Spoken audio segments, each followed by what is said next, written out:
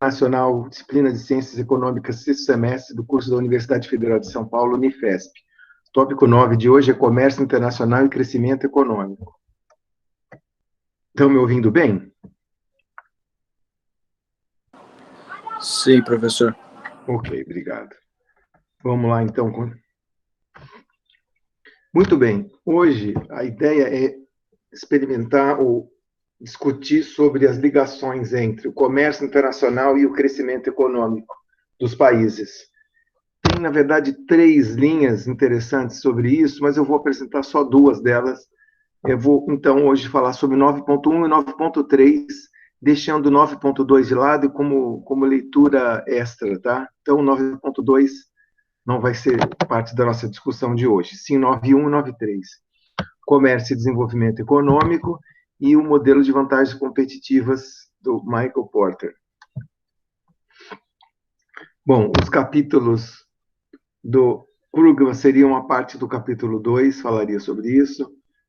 No Bauman tem o capítulo 5, e já no Appleyard, uma parte do capítulo 11. Já o tópico específico sobre modelos de vantagens competitivas é o livro do Porter, né?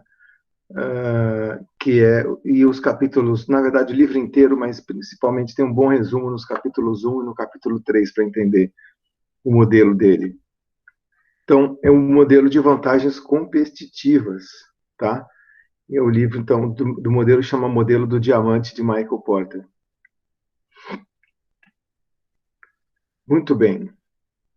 Então, é isso. A questão de interesse que nós vamos abordar são 2, número 1 e número 3. E a questão número 2, sobre a composição, o efeito que o crescimento econômico tem sobre a composição do comércio internacional, fica como leitura extra. Nós vamos falar sobre as estratégias de comércio internacional, que é o nosso tópico aqui, como que eles dão suporte ao desenvolvimento econômico, se é que tem alguma estratégia que é superior à outra. Esse é um pequeno debate que a gente já analisou isso na aula sobre o tópico 6. Da aula 6, tópico 6, a gente falou isso, e agora desenvolvemos um pouco mais. Então, primeiro ponto. E depois, finalmente, existe um modelo que é chamado de modelo do diamante do Porter, que seria, vamos dizer assim, uma continuação ou talvez uma expansão do modelo de vantagens comparativas de teoria do comércio internacional que vocês já conhecem,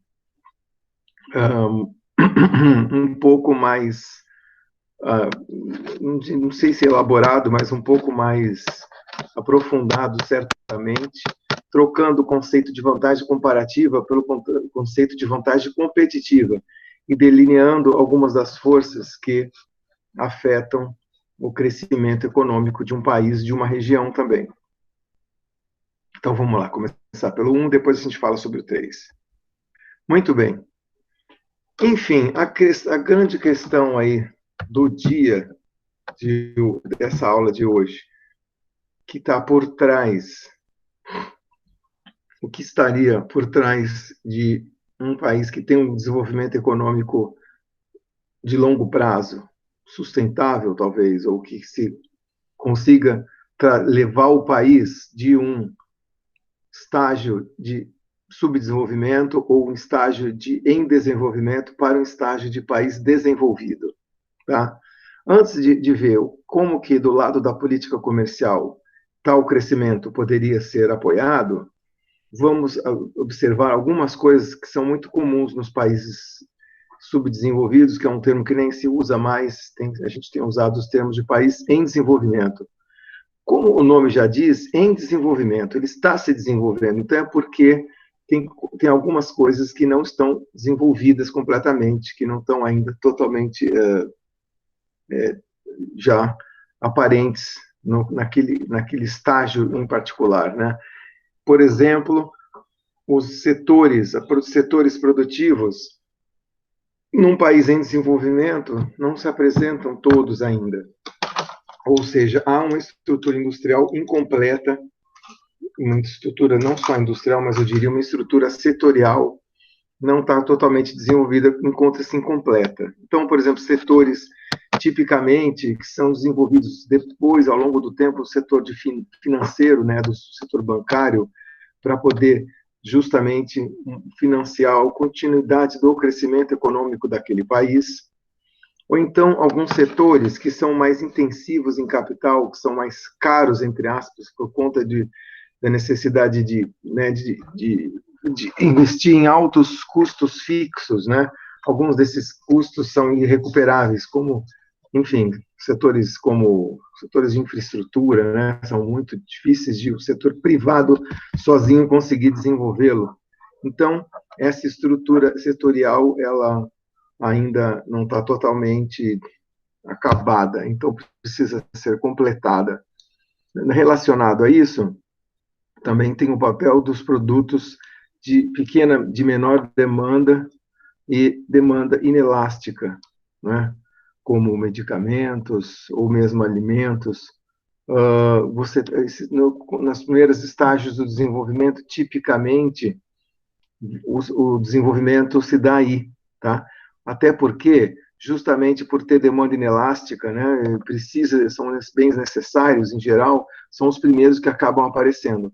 Por outro lado, desses produtos, essa demanda tende a ser limitada, pequena, limitada no sentido que difícil de continuar crescendo ao longo do tempo e de enfim, surgirem outras demandas, né? Então, alimentação, vestuário e farmacêuticos, por exemplo, são super importantes, mas, enfim, depois disso, para continuar o crescimento econômico, você vai precisar outros produtos que têm um outro tipo de demanda, né, inclusive demandas mais elásticas.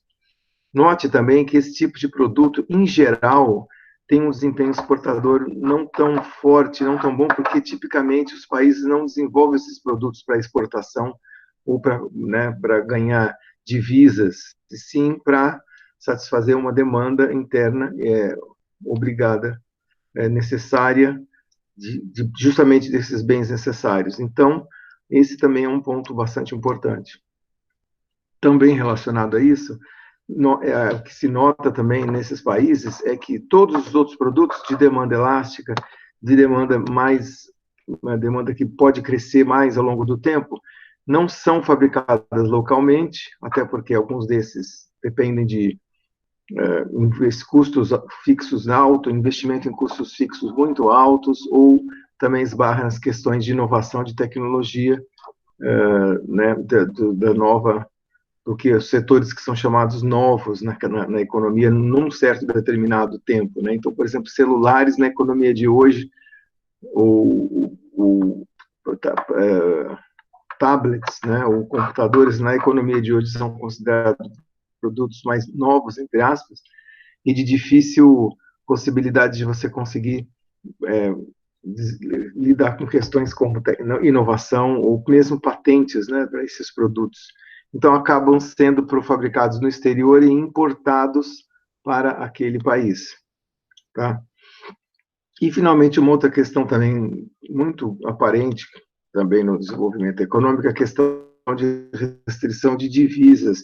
Em outras palavras, já tem uma dificuldade de importar produtos, né, que vêm do exterior. Muitas vezes os países acabam batendo em restrições, balanços de pagamentos, tá? Então, que é inclusive até esse último item aqui, né? Você tem uma restrição de divisas, acaba fazendo com que o seu balanço de pagamentos fique deficitário por um bom tempo, e aí, nesse sentido, né, como fazer, né? Lidar com crescimento econômico e, ao mesmo tempo, tem uma balança de pagamentos deficitária, pode, inclusive, fazer com que alguns países fiquem insolventes, precisando de empréstimos de organismos internacionais, como o FMI, por exemplo. Enfim, de qualquer modo, para viabilizar essas importações, aí fica complicado, uma vez que, novamente, é preciso ter o dinheiro para poder pagar essas importações, né? Quando são produtos básicos, tudo bem, mas, em geral, maquinário e produtos intermediários é um pouco mais complicado. Enfim, em geral, esse é a figura, vamos dizer assim, geral para os países que estão em estágio de ser um país em desenvolvimento. Claro que, enfim, isso daí é uma afirmação bem genérica, depende Então, você vai, obviamente, ter casos muito diferentes uns dos outros, né? É, contextos diferentes, tanto contextos temporais diferentes como contextos espaciais e de poder, né, internacional, de relações internacionais, como, por exemplo, a Coreia ter tido algumas facilidades no seu desenvolvimento por ter laços importantes com o Japão, né, que a apoiou para desenvolver, e outros países talvez não tenham tido essa, entre aspas, sorte que a Coreia teve, né? Por outro lado, como a gente viu também, a Coreia não foi só sorte, né? Teve algumas estratégias muito bem feitas. Enfim, que ideias são essas, que estratégias são essas que podem fazer, enfim, que sair com que países estão em estágio em desenvolvimento passe para um estágio de país desenvolvido? Muito bem. Então, hoje, o que a gente vai falar, principalmente, são sobre dois conjuntos de estratégias que, historicamente, foram determinadas e foram também disponíveis para a maior parte dos países ao longo do século XX, ao longo, eu diria, principalmente no pós-guerra, um período do século XX que vai do pós-guerra até o final do século XX, certo? E hoje, aí no século XXI, já com 2 décadas já fechadas do século XXI, né, que tipo de estratégias que a gente tem para tentar promover o crescimento econômico dos países em desenvolvimento? Bom, na verdade, essa pergunta última eu espero poder ajudar a entender um pouco melhor também na exposição do tópico 10, que vai ser na semana que vem, aula 11, que é o ponto das cadeias globais de valor. Hoje a gente vai ficar mais nessa discussão ISI versus IOE. ISI significando uma estratégia de industrialização via ou através da substituição das importações, e o IOE, uma industrialização orientada para exportações, que são basicamente duas estratégias que têm uns pontos em comum, mas uma boa parte, uma orientação bem diferente, tanto uma quanto da outra. Essa discussão aqui no tópico 6 foi iniciada, mas aqui espero poder dar uma aprofundada e falar um pouco mais sobre cada uma delas. Começando pela ISI, industrialização via substituição de importações. Cabe dizer aqui, embora o rótulo da ISI aplica-se muito sobre países da América Latina, a gente tem que pensar que não foram eles, países da América Latina, que a criaram, vamos dizer assim, à medida que eles foram adotando, em sim, que já era uma estratégia posta e bem testada e com sucesso até por outros países que hoje, que na época também foram adotada pelos países desenvolvidos, já se tinha colocado como uma estratégia importante e que funcionava. Então, países ricos como Estados Unidos, Japão e Alemanha, que são chamados de países de industrialização, tem outras disciplinas aí do curso de economia, eles adotaram uma estratégia de ISI, tá? Num contexto histórico diferente, por outro lado, cabe-se notar, né? Porque os países em desenvolvimento da América Latina estão adotando essas estratégias na segunda metade do século XX. Já o Japão, Estados Unidos e Alemanha estão adotando em outra época, né? Em fim do século XIX, começo do século XX, onde o mundo era outro, né? Enfim, é importante mencionar isso também. Mas, ainda assim, nota-se, né, isso daí, que eles, enfim, conseguiram crescer através da adoção dessa.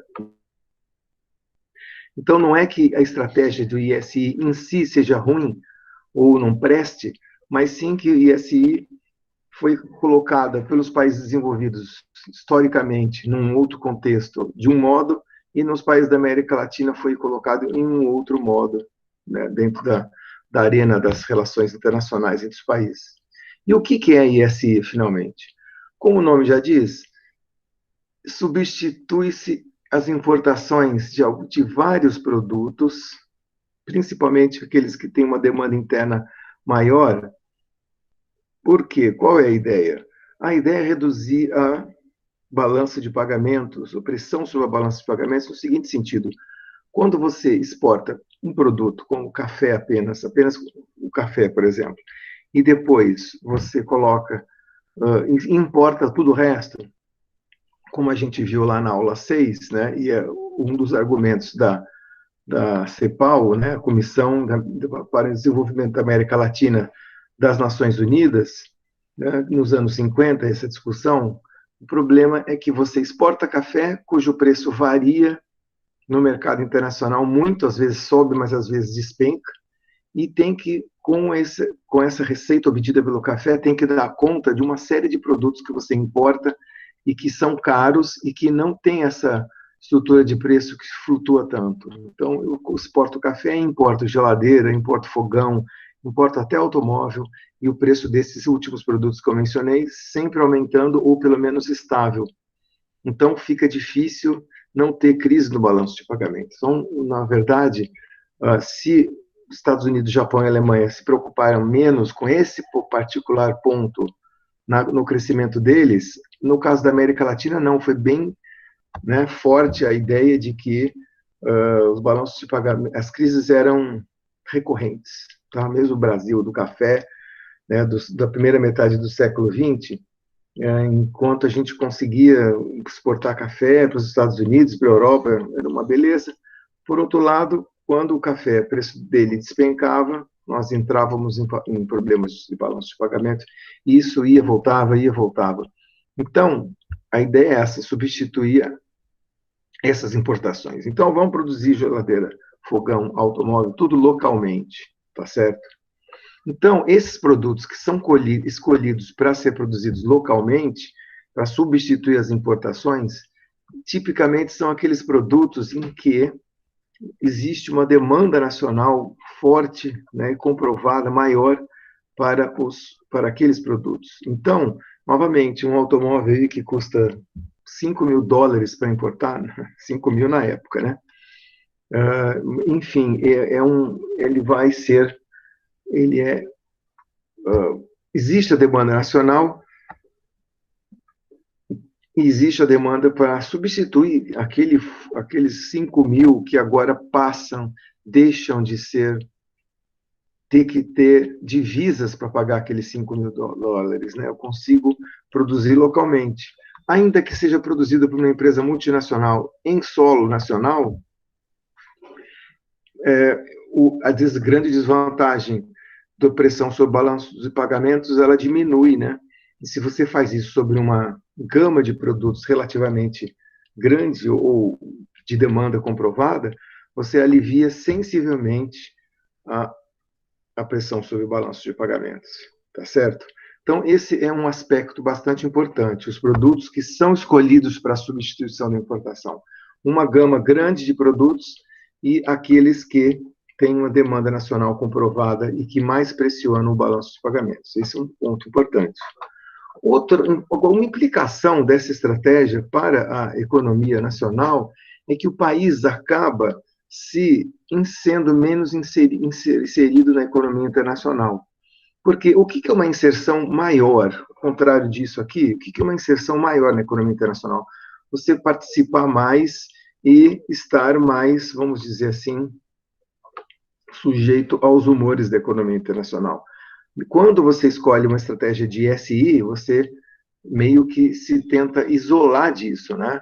Justamente por conta de problemas no balanço de pagamentos, você, produzindo localmente, fica menos exposto para aquele problema de balanço de pagamentos, fica mais fechada a economia. Então, nesse sentido, a inserção é menor, tá?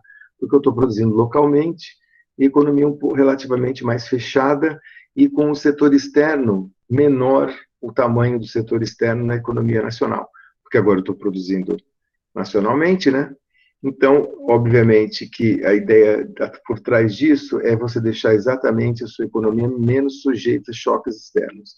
Então, sei lá, se o dólar valoriza ou desvaloriza, né, 4 vezes, ou se tem um choque do petróleo, a sua economia vai sofrer bem menos, porque todas essas coisas estão acontecendo na economia internacional e, portanto, não na economia do seu país. Então, uma implicação direta do ISI é essa inserção menor, tá? Agora, quais são os principais pontos do ISI para poder estimular essa substituição de importações produzindo localmente?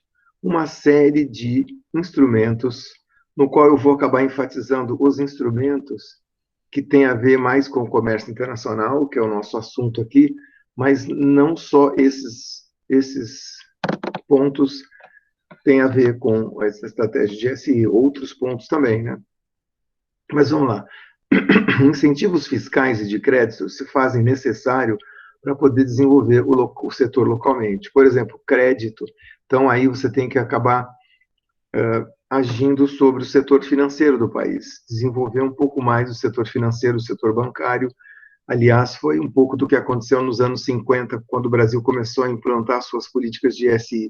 E a ideia aqui é que, como alguns desses produtos que estão sendo produzidos localmente precisam de tem um valor maior, um valor agregado maior, você precisa para poder comprá-lo, né, adquiri-lo, precisa de uma coisa que até então, antes, não tinha muito limitado, que é justamente o crédito para poder emprestar, né, fazer um empréstimo para poder comprar automóvel, por exemplo, empréstimo para comprar uma geladeira, etc.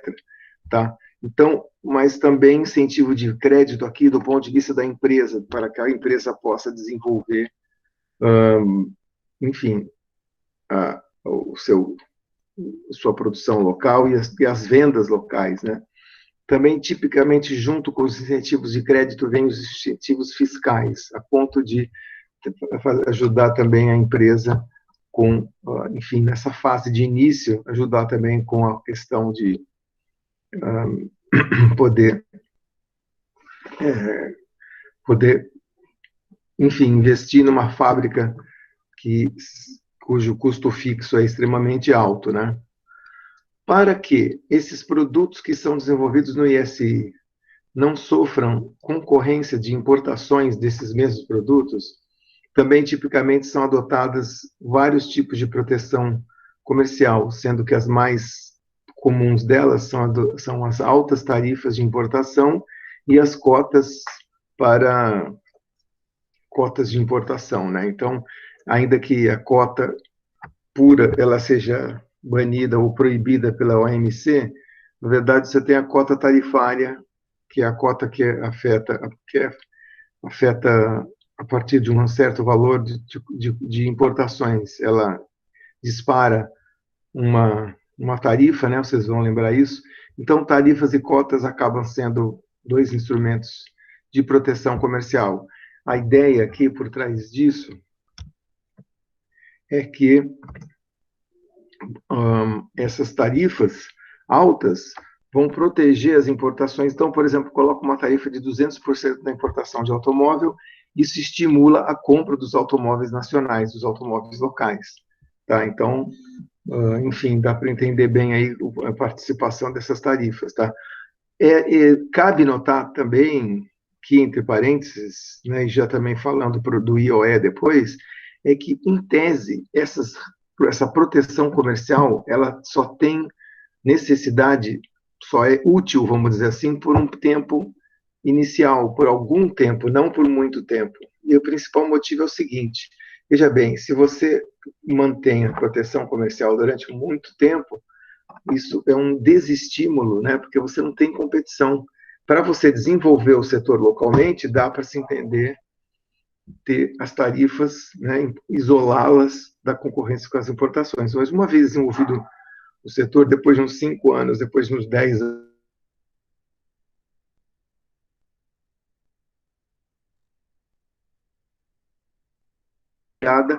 depois de um certo tempo, tá? Bom, o que mais que costuma acompanhar uma política de ISI?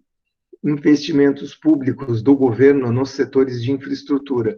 Tipicamente, no início do desenvolvimento, os países não têm infraestrutura muito desenvolvida, seja infraestrutura rodoviária, ferroviária, né, portuária, aeroportuária. E esses setores, por serem, de novo, também intensivos em capital, né, demandando aí investimento em altos custos fixos, quem consegue fazer, tipicamente, pelo menos no primeiro momento, é o setor público, né? Então, aí o setor público tem que, se ele vai desenvolver a compra de automóveis, ele precisa, né, asfaltar as estradas, precisa criar estradas, tá certo? Se ele vai promover, sei lá, importação, produção nacional de aviões, ele precisa de aeroportos, e assim por navios, a mesma coisa, desenvolver o setor naval, precisa de porto funcionando bem, né?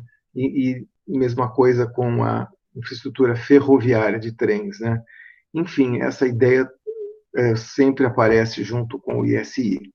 E também, finalmente, é importante a participação do setor privado. Para quê? Para que ele justamente seja vamos dizer assim, o locus de dinamismo no crescimento econômico desse país, tá certo? Porque se nós estamos, vamos dizer assim, substituindo fogão, à medida que o país está crescendo, automóveis, então o setor privado teria que justamente produzir esses produtos localmente, né? E assim que, por exemplo, pelo menos no caso do Brasil, muitas empresas privadas foram nascendo, né? A Consul, China, produzindo geladeiras, as empresas multinacionais de automóveis, como Volkswagen, Ford, que montaram fábricas no ABC Paulista no fim dos anos 50.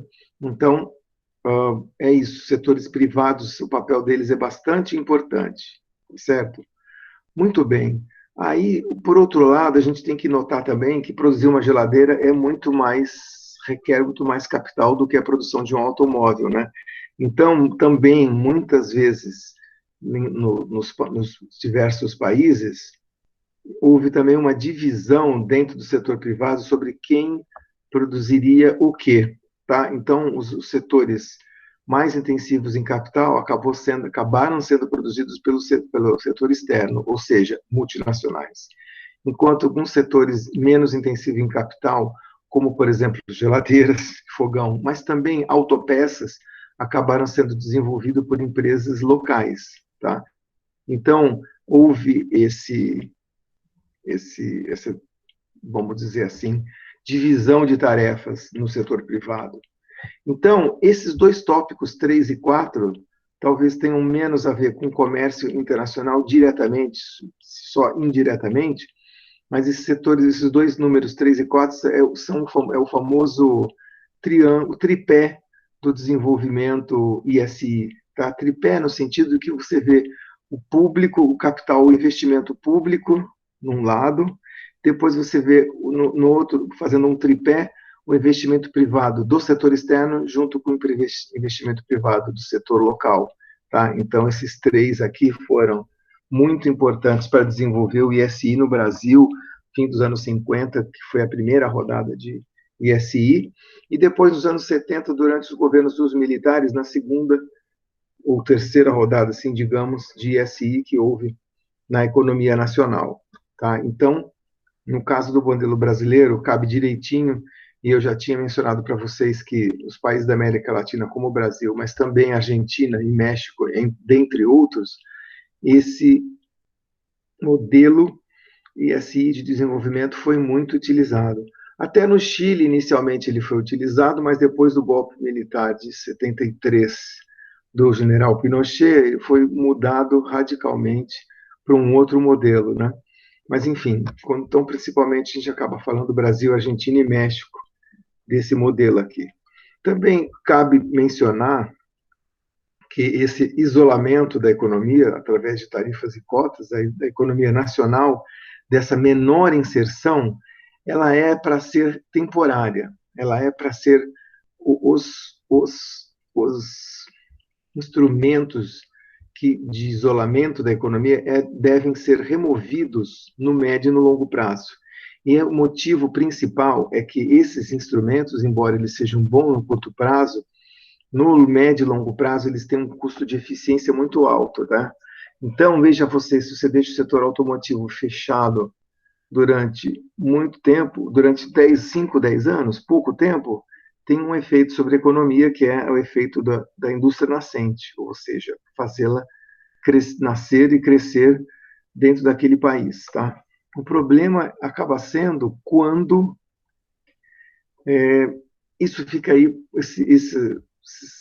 essas tarifas, essas cotas ficam por muito tempo, porque aí você não tem concorrência com as importações, você não atinge aquele nível de eficiência a ponto de estar sempre se desenvolvendo a indústria, que é, no final das contas, um objetivo importante também do ISI. Vejam vocês, voltando para o Japão, Estados Unidos e Alemanha, eles usaram o ISI e usaram todo isso, 1, 2, 3, 4 que vocês estão vendo, com a diferença que o isolamento foi temporário, foram removidos muitos desses instrumentos de isolamento, e aí o resultado para a economia desses países foi ter um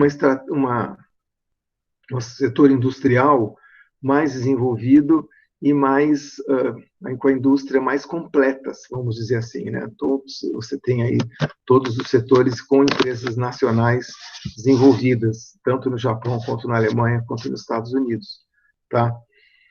E isso podia ser o caso da América Latina entre os anos 50 e 80, caso fossem removidos o isolamento, né, depois do médio e longo prazo. Infelizmente, não foi o que aconteceu, né? Então, o que acabou acontecendo é que desenvolveu sua indústria em vários países, sim. A Argentina teve sua indústria, México, Brasil também, porém, como durou muito tempo aí o isolamento, muitas dessas indústrias estavam defasadas tecnologicamente, defasadas em termos de eficiência mesmo, e de custo ao longo do tempo. Os automóveis nossos eram muito caros no fim dos anos 80. Eu acho que eu já mencionei aqui o presidente Collor, em 1989, durante a campanha à presidência, ele mencionou mais de uma vez e usou até como um dos motos da campanha dele o fato de que no Brasil os automóveis eram umas carroças. Tá? Carroça no sentido de que os automóveis produzidos por Volkswagen, Ford, Fiat e GM, na época, eram defasados tecnologicamente e de custo comparado com os outros países de outros mercados, né? Então, foi esse o resultado do ISI no Brasil. Muitas indústrias ineficientes e que depois de um certo tempo, não conseguiam concorrer com os importados e muito caros e muito defasados tecnologicamente. Enfim, então esse foi um dos resultados, né, do custo de eficiência. Mas teve outro resultado que a gente não pode negar, que foi conseguida desenvolver uma estrutura industrial em países da América Latina. O problema é que foi em alguns deles, tá? Nem todos os que adotaram o ISI, principalmente países de economia menor, conseguiram desenvolver tão bem um setor industrial. O Brasil foi um dos poucos que conseguiu desenvolver. Então, a estratégia dos militares, que vocês conhecem bem, as estratégias né, visto em outras disciplinas, como desenvolvimento socioeconômico e história da economia brasileira, vocês viram, foi, de fato, nos anos 50 e depois anos 70, 60 e 70, também foram desenvolvidos vários setores industriais no Brasil. Tá? Houve uma rodada de investimento de setores de infraestrutura, de capitais, de máquinas, de maquinários, e máquinas e equipamentos, desculpe, também na indústria básica, tudo isso a gente conseguiu desenvolver. O problema foi esse alto custo de eficiência, né, dada essa proteção que foi dada por muito tempo, né? Um outro resultado importante é que a gente viu que o balanço de pagamentos, aquelas crises recorrentes da época do café, sumiram, mas, enfim, ainda se manteve por um tempo, principalmente no período da inflação, da alta inflação dos anos 80 e 90, elas voltaram um pouco, tá? Não tanto quanto em épocas anteriores, mas voltaram um pouco, sim, tá? Então, é isso, o principal resultado foi esse custo de eficiência muito alto, e aí alguns países, no fim dos anos 80, começo de 90, começaram a revisar essa estratégia de SI e mudar até para o caso do IOE, como no caso do México, principalmente. O Brasil ficou com alguma coisa mista, um regime meio misto.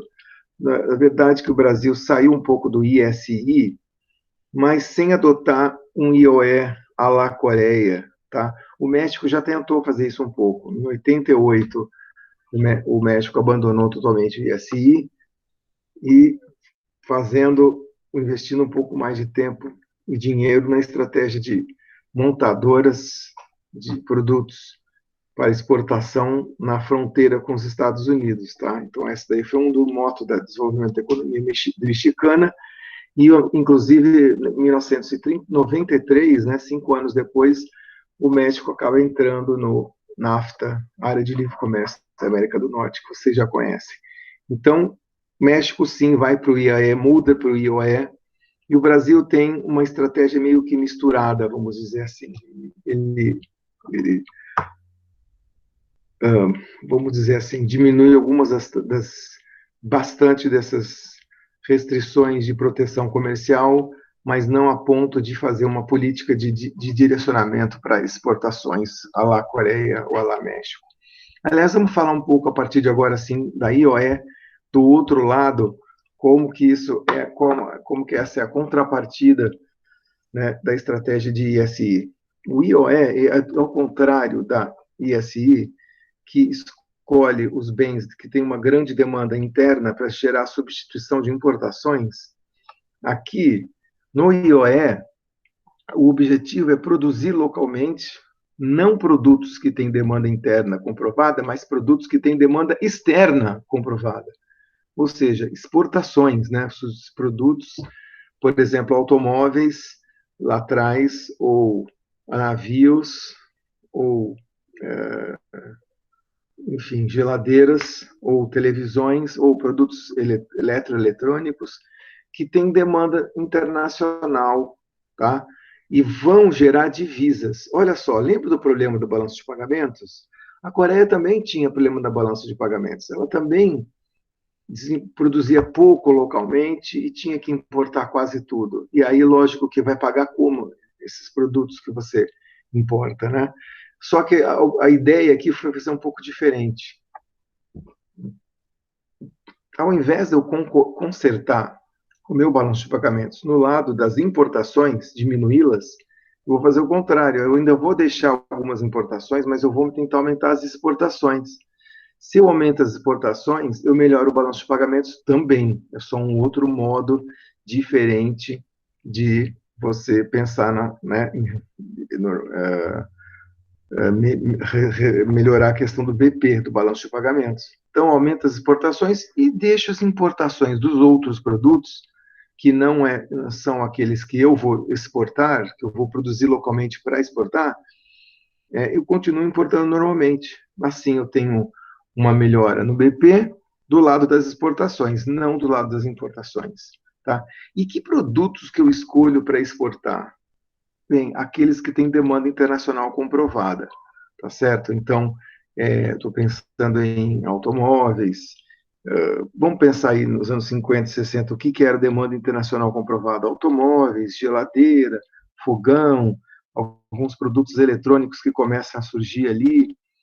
Enfim, são esses produtos que agora eu vou produzir localmente para demanda externa. Isso implica, ao contrário do ISI, bem o contrário, né? Isso implica numa inserção maior na economia internacional, e não menor, como no ISI. Maior, porque agora eu estou importando, como importava antes, alguns produtos, e estou exportando vários outros produtos. Então, o setor externo, ele aumenta o peso, fica mais importante para a economia, porque eu estou exportando mais agora, né? Importando quase a mesma coisa, e exportando mais. Nesse sentido, a economia fica mais sujeita a choques externos. Então, se tem uma mudança no dólar, uma mudança nos juros, isso daí pode afetar mais a economia nacional. Tá? Um ponto importante, antes de eu mover aqui para os detalhes da IOE, que a gente tem que mencionar, é o fato de o fato de que, quando você escolhe alguns produtos para demanda externa, isso tem algumas implicações sobre o modo de operação daquele país. Porque, veja você vai ter que exportar, certo? Os mercados internacionais, eles têm mais concorrência, são mais competitivos. Então, não adianta apresentar qualquer produto, um produto muito defasado tecnologicamente, porcaria, entre aspas, né? Com má qualidade, não cabe aqui. Você pode até começar copiando alguns produtos e depois melhorar a qualidade desses produtos para exportação. É possível, mas você tem que lembrar isso, os produtos têm que ser continuamente renovados, porque os mercados de exportação são muito competitivos. Quando você está no ISI, você fecha a economia, você não tem essa preocupação. Mas agora aqui no IOE, sim, você tem essa preocupação de pensar em qualificação e melhoria da qualidade dos produtos contínua, porque senão você não aguenta a concorrência externa. Tá? Então, produz um automóvel porcaria, ou ainda um mais barato, mais automóvel mais pé de boi, que a gente chama, né? Aquele automóvel mais simplesão. Tudo bem, você consegue divisas por um tempo, mas é importante melhorar continuamente a qualidade desse produto no longo prazo para poder continuar conseguindo competir nesse setor de automóveis. Tá? Então, esse é um comentário importante, uma implicação que não está escrita aqui nesse slide e nem no outro, implicação da adoção da estratégia. Então, tecnologia e inovação por trás disso, está por trás disso por conta disso, né, do fato de que os mercados externos são mais competitivos e mais, né, as demandas é maior, a demanda não, a demanda por qualidade dos produtos e contínua melhoria dos produtos é maior do que se você está no mercado fechado. Dito isso, vamos pensar aí, então, na estratégia, nos indicadores, ou melhor, nos instrumentos que eu tenho que adotar para poder fazer um bom IOE. Bom, vamos começar pelo começo aqui. Vamos começar pelo 2. Vou até pular um segundo 1. Vou começar pelo 2. Proteção comercial, tarifas e cotas. Esse 2 aqui e até o 3 também, investimento público na infraestrutura. O 2 e o 3 são iguaizinhos a ISI. Então, vocês estão vendo que, embora diferentes, o ISI e o IOE têm alguma coisa em comum, né? Ou seja, no caso, a IOE, eles também têm que proteger com tarifas altas e com cota tarifária, seja o que for, no início do desenvolvimento da estratégia. Por quê? Porque como que eu vou desenvolver uma indústria nascente de automóveis, ou de navios, ou de produtos eletroeletrônicos que nem a Coreia conseguiu desenvolver, se eu estou tendo concorrência das importações, né? Estou tentando produzir um automóvel que ainda está lá no começo, aí chega aí, vem um outro automóvel importado, com tarifa zero, não dá, né? Então tem que proteger do mesmo jeito, tá certo? A questão é que, lembre-se, depois, o que acontece mesmo? Não dá para manter isso por conta daquele custo de eficiência. Lembra que eu falei, se você mantém protegido o país, os automóveis, ou seja lá que produto for, você não vai conseguir dar uma atualização na qualidade. E o mais, você não vai conseguir competir internacionalmente. Lembra que o IOE é muito competitivo, né? Nesse sentido, as exportações estão competindo com a de outros países. Então, o número 2 aqui é importante, mas ele vai ser removido depois. Tá? Olha o número 1 agora. Subsídios à produção e subsídios à exportação, eles são mais comuns. Então, os subsídios, quer dizer, dinheiro do governo, né? Para você produzir, e principalmente, além de para você produzir e para exportar aquilo que você produz, né? São subsídios importantes, são uma medida importante. Por quê? Para justamente diminuir o custo para o empresário naquelas tarefas, naquelas partes iniciais. Subsídios esses que fazem parte não só de política comercial, mas de uma política industrial mais ampla, né? Também os investimentos públicos na infraestrutura são importantes, porque essa infraestrutura não existe inicialmente, então o governo tem que fazer isso, tem que investir ajudando com a infraestrutura, além de dar essa proteção temporária e esses apoios de subsídios. Aí que vem a diferença, 4 e 5 também são pontos bem diferentes e bem importantes entre os dois. A questão é a seguinte, olha, vocês estão recebendo toda essa proteção, ajuda do governo com subsídio, ajuda com infraestrutura. Então, meu filho, faça a sua parte, setor privado. E o que eu estou dizendo aqui é setor privado nacional. Eu não estou aqui falando tanto de setor privado internacional. Lembra do tripé do ISI? Cadê o I de investimento direto externo aqui? Não é importante nessa estratégia. Ao contrário, 1, 2 e 3 são usados para que as empresas locais se desenvolvam, 1, 2, melhorem seus produtos, e 3, atinjam metas de exportação. Não dá para pensar em IOE sem meta de exportação. Esse mês a gente exportou $500 mil. Próximo, até o fim do ano, nós vamos ter que exportar $1 milhão, depois passar para 5, depois passar para 10, depois passar para 50. Metas de exportação. E mais um detalhe, se esses setores que são escolhidos, então vamos pensar na Coreia, automóveis, navios, produtos eletroeletrônicos, se as metas não forem atingidas, nós vamos punir, sabe como? Tirando os subsídios e tirando a proteção comercial.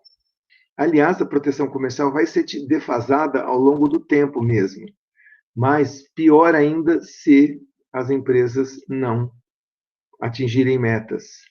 O que está por trás disso? É um negócio até meio, como eu vou dizer, autoritário, né? E a Coreia do Sul tinha, sim, um governo relativamente autoritário durante um bom tempo, mas essa ideia de você impor metas é porque senão você não consegue se inserir no mercado de exportação, né? Você precisa ter a qualidade, o produto bom para as pessoas quererem ir lá fora comprar, mas você tem que forçar, porque senão você não consegue virar uma empresa exportadora. E aí, que mais? Por trás, e aí finalmente 5 então não o capital privado externo, mas sim o investimento privado local é que se desenvolve. Ele que vai gerar essas exportações todas aí. Então estão nascendo aí uns gigantes coreanos do tipo que são chamados de chaebols. Escreve chaebols. Né, os chaebols são grandes complexos conglomerados de investimento local, coreanos, de empresas privadas. Então, por exemplo, a Hyundai, que vocês conhecem pelo automóvel, a Hyundai produz navios também, e outros setores de infraestrutura ela atuou bastante. Tá? Empresa de aço da Coreia, não lembro o nome agora, as empresas de automóveis, a Hyundai também foi produção de automóveis, né, cresceu muito na produção de automóveis, mas também tem a Kia. Na verdade, são outras empresas também importantes, mas que depois sumiram porque elas não conseguiram atingir as metas de exportação, e aí, à medida que elas foram levando essas punições, foram, né, empresas sumindo. Novamente, esse número 4 aqui, difícil de se ver na América Latina, né? Que os governos impusessem essas metas para as empresas e punissem caso elas não atingissem metas, né? Um pouco difícil, mas lá foi possível, lá inclusive foi o que acabou acontecendo. Outra coisa, taxa de poupança. O Brasil é um país que sempre teve uma taxa de poupança relativamente baixa, tanto privada quanto pública. Então, ou seja, sempre teve uma propensão a consumir mais alta. Países como China e Coreia sempre tiveram uma propensão a consumir menor e, portanto, uma taxa de poupança maior, tanto pública quanto privada. Isso foi bom para gerar capital, para você poder investir, reinvestir, né? Poupança igual a investimento, como vocês sabem, tá? E incentivo à educação foi bastante importante, porque esses setores aí que ela decidiu escolher para concorrer internacionalmente, esses setores envolviam como eu vou dizer, uma certa atualização ou uma questão de crescimento, né, e desenvolvimento no tocante à inovação e conhecimento. E se o conhecimento e a inovação são importantes, por trás disso está a educação, né? Não adianta ter trabalhadores que têm pouco conhecimento, pouco estudo, e depois, na hora de participar disso na mão de obra, você não consegue contratar e você não consegue desenvolver o setor localmente. Então, o incentivo à educação não é porque os coreanos são bonzinhos, não, ou porque eles acham que a educação é importante, o que eles provavelmente acham, né? Mas porque isso aqui estava por trás disso daqui. Tá? Quando você escolhe setores de exportação, a concorrência é puxada e esses setores precisam de conhecimento e inovação ser desenvolvido. Então, não adianta não ter educação quando se pensa nisso. Que é diferente de você produzir um automóvel localmente, sendo que você não está preocupado com a qualidade no longo prazo, né? Você não vai ter esse mesmo incentivo. Então, aqui, por isso que no ISI, em geral, no ISI da América Latina, os incentivos na educação não foram tão importantes. No ISI do Japão, dos Estados Unidos e da Alemanha, provavelmente esses incentivos houveram, tá? Até porque, novamente, para poder competir no mercado nacional. Então, vamos lá. Esses são os principais estímulos, ou melhor, instrumentos do IOE. Tá? E vamos relembrar também que tais incentivos de isolamento temporário, número 2 aí, foi removido no médio e no longo prazo efetivamente. Tá? Então, ao contrário do ISI da América Latina, aqui eles removeram, inclusive com essa questão da punição se as metas de exportação não fossem atingidas. Quais foram os países que adotaram o IOE nesse mesmo período em que o ISI se desenvolvia na América Latina? Os países do leste asiático, tá? Desde os anos 50 até hoje, né? Então, os casos de maior sucesso foram a Coreia e Taiwan, mas também outros países como Singapura, Indonésia, um pouco menos a Tailândia, também tiveram essa adoção de estratégia. Tá? O resultado final do IOE nesses países foi, num certo sentido, o desenvolvimento econômico apareceu, né? Conseguiu crescer e desenvolver bastante o país, né, e completar a sua estrutura industrial, mantendo ao longo do tempo. Provavelmente eles conseguiram completar e manter ao longo do tempo por conta disso, de todos os pontos que a gente mencionou antes, né? A competitividade tinha que estar sempre sendo aumentada nessa indústria, porque os setores de exportação eles são muito competitivos no mercado internacional, né?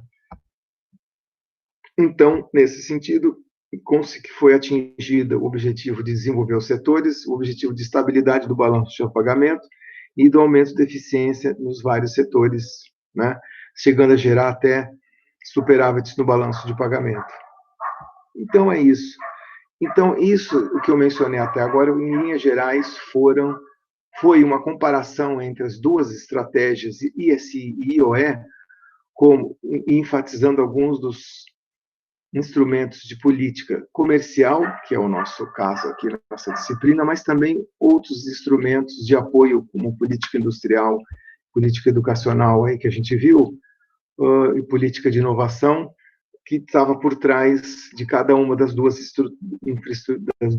estratégias. É possível dizer que um país pode escolher, ao mesmo tempo, ISI e IOE para se desenvolver? Bom, nós vimos que, de um certo ponto, de um certo modo, elas são, como eu vou dizer, alguns pontos, eles foram em comum, tiveram alguns pontos em comum, como, por exemplo, coisas como subsídios, proteção comercial, né? Que é a ideia de você proteger localmente, por um tempo, o isolamento temporário da economia, tá certo? Então, em um certo sentido, eles tiveram coisas em comum. O problema é que, como os objetivos são bem diferentes, Então, elas acabam sendo relativamente diferentes, e aí vai ser difícil eu tentar fazer um ISI e um IOE ao mesmo tempo, porque uma serve para, uma protege o setor e tenta desenvolver as importações daqueles produtos. E aí, quando você escolhe um setor, quando você coloca um setor como alvo, os outros recebem menos recursos. Tá? Então, se você quer exportar produtos, né, então você vai fazer alguns target, né, o alvo, alguns setores vão ser alvo, e os outros não. Então, nesse sentido, fica difícil fazer as duas ao mesmo tempo, tá certo? Eu já tinha mencionado que a questão da tarifa, ela desincentiva exportações, mas foi adotada para a parte da indústria nascente. Enquanto a indústria estava nascendo e adotando metas crescentes de exportação, existiu uma proteção, mesmo nos países que adotaram o IOE, né? Mas então, ou seja, se tem alguma coisa em comum, é realmente essa proteção inicial, que foi removida no caso do IOE e não foi removida no caso do ISI. Tá? De qualquer modo, o que restou dessa discussão aí? Eu pergunto para vocês, será que ainda é possível usar hoje, ou nos últimos 20 anos, do ano 2000 para cá, do ano de 1990 para 2000 para cá, será que deu para usar esse IOE? Bom, o que nós observamos aí nos anos 90, 2000, 2010, 2020, o que a gente observou foi, de um lado, realmente quem ainda adotava ISI alguns mudaram para o IOE, como no caso do México, o Chile já tinha feito isso antes, né? Agora, países como Brasil e Argentina ainda não fizeram alguma coisa mista, né? Porque eles pararam com o ISI, mas também tentaram aumentar as exportações de alguns setores, como a gente tem, de fato, exportações de minério de ferro e as exportações de soja, né, e alguns outros produtos agrícolas. Mas os produtos industriais, por conta dessa proteção de muito tempo, ficaram defasados. Então, a produção de automóveis ficou bastante defasada. Na segunda e terceira onda de investimento no setor automotivo dos anos 90 e dos anos 2000, no caso nosso, de fato, os automóveis que vieram para cá, para serem produzidos aqui, já vêm com um conteúdo tecnológico maior, tá? Mas a diferença aqui é que essa nova produção de automóveis vem com os seus novos parceiros de produção de autopeças. Então, aquelas empresas nacionais brasileiras que forneciam autopeças para as indústrias de automóvel nos anos 50 e 70, não o fazem mais, fechar as portas ao longo dos anos 90, e aí uma nova estratégia começa a surgir no setor automotivo, não só no Brasil, mas no mundo. Aliás, não só no setor automotivo, mas também nos vários grandes setores em que a concorrência começa a ficar mais acirrada, como, por exemplo, eletroeletrônicos, como celulares, né? Enfim, você começa a ter concorrência entre oligopólios globais. E aí começa a surgir a ideia da cadeia global de valor, que a gente vai falar um pouquinho mais na semana que vem. Então, se eu posso dizer aí do que aconteceu nos últimos anos, dos anos 90 para cá, é que a ISI praticamente sumiu, a IOE, para alguns países, ainda fez sentido orientar-se pela exportação, e em países como o Brasil até adotam alguma coisa intermediária, né? Um pouco enfim, de produção para exportação, tentando se inserir em alguns setores, mas já com uma estrutura industrial mais defasada, mais incompleta. Alguns dos setores que a gente produzia industrialmente até os anos 80, 90, somem e desaparecem, né, nos anos 90 para frente, aqui na produção automotiva, na produção dos setores têxteis, por exemplo, a cadeia têxtil, ela realmente, de origem nacional, ela sofre bastante concorrência, né, e meio que vai desaparecendo. E também cabe mencionar que essa cadeia global de valor, ela surge com ao mesmo tempo, com uma concorrência de um novo país que só surge a partir dos anos 2000 na arena internacional, que é a China, né? Então, a China muda um pouco essa questão de ISI e IOE, né? Quando entra a China na história, isso aqui muda completamente, porque a China aí ela está sugando a produção de vários países. Então, por exemplo, produção mesmo em países desenvolvidos aí como Estados Unidos, países da Europa e até o Japão, começa a perder produção para a China de vários produtos. E aí é quando entra a ideia das cadeias globais de valor.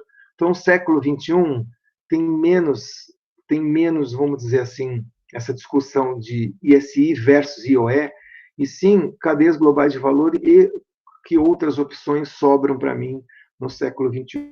Então, nós vamos falar um pouquinho mais sobre isso, cadeias globais de valor, na semana que vem, tá? Metade da aula vai ser só sobre esse tópico aqui. Beleza? Então, ISI e IOE, em termos de estratégias para se promover o desenvolvimento econômico, né? É isso daí.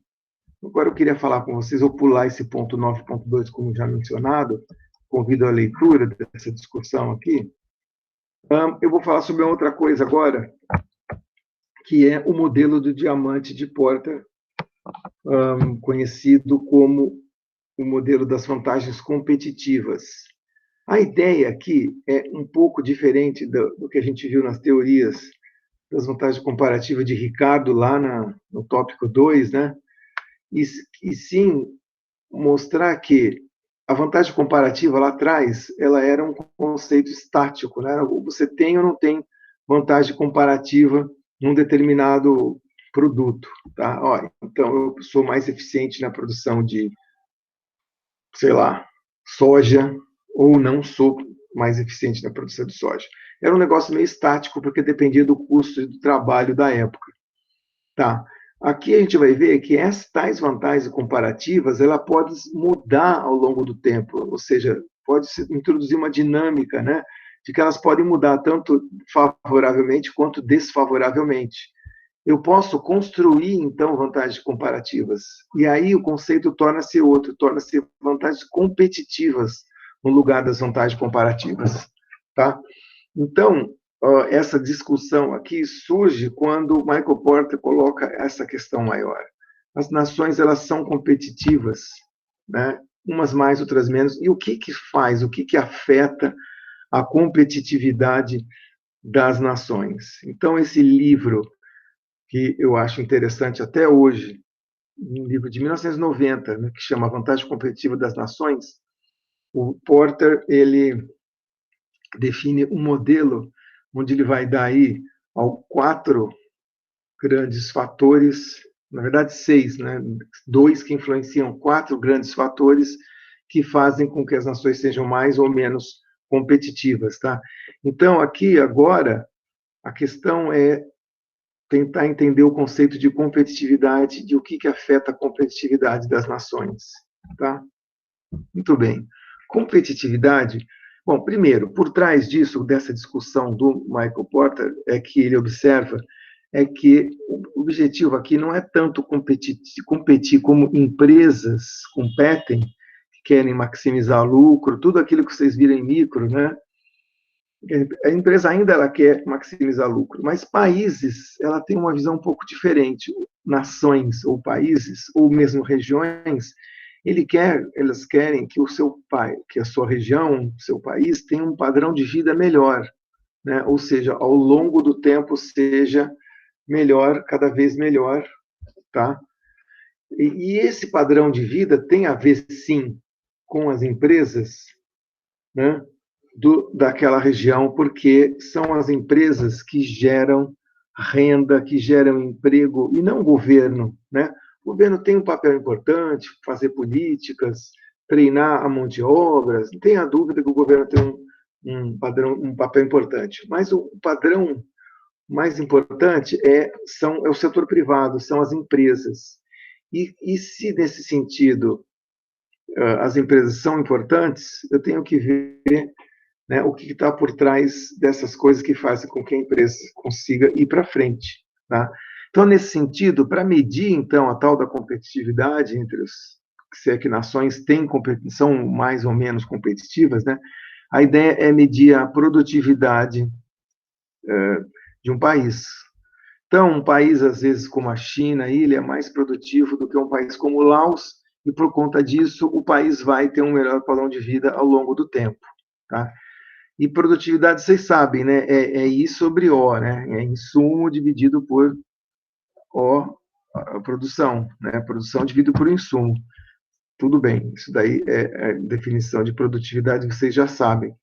A questão é que pensar em produtividade de países é um pouco complicado, tá? Sem pensar na produtividade da empresa, porque a empresa, de acordo com ele, coração aí da nação, porque elas que geram crescimento, elas que geram renda, elas que geram emprego, o governo não gera. Então, a empresa e depois o setor, tá? O setor como um todo. Então, tem uma empresa automotiva e o setor de automotivo como um todo são os grandes locais ou foco que a gente tem que ter atenção quando você fala em competitividade de países, tá? Ao invés de ficar aí com outros pontos mais obscuros ou ficar pensando em outras origens de produtividade, é simples, é ir na empresa e no setor, pelo menos de acordo com o Porter. Esse último parágrafo aqui é um resumo do trabalho dele chamado Estratégia Competitiva. Deixa eu até fazer um parênteses, explicar para quem não conhece quem que é esse tal de Michael Porter. Ele é um dos grandes gurus, entre aspas, da administração de empresas, da gestão de empresas dos anos 80, 90, e professor da escola do Sloan School of Management do MIT, em Boston. E ele, sim, primeira coisa, antes desse trabalho das vantagens competitivas, ele delineia bastante quais são as estratégias das empresas. Então, pensa bem, primeiro o assunto dele é estratégia de empresa. Esse livro de 85 chamado Estratégia Competitiva. As duas grandes estratégias competitivas são estratégia de custo e estratégia de diferenciação de produto. Isso vocês devem ter visto em micro 3, né?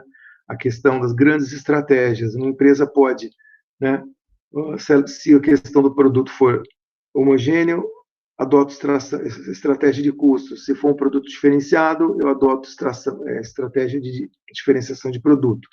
Por trás disso, para sustentar a vantagem no longo prazo, são importantes as inovações, ou seja, produtos cada vez melhores, ou com qualidade melhor, ou sendo produzidos de maneira mais eficiente. Então, isso aqui, esse último ponto aqui, gente, é o resumo do resumo do resumo. Precisaríamos ler o livro inteiro do Estratégia Competitiva para vocês entenderem. Mas isso aqui eu deixo para o professor de micro 3 falar sobre isso. O ponto que eu quero ressaltar aqui é que a vantagem competitiva da empresa, a gente traz daqui da empresa, a gente traz para o setor, e do setor a gente traz para a região ou país.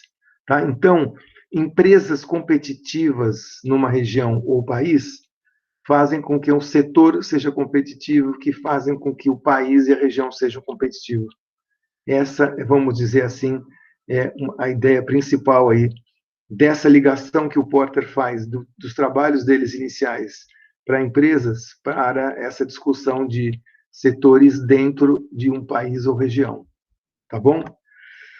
Então, é isso. Vantagem competitiva das empresas dentro de um país ou região é o que importa, é a coisa mais importante.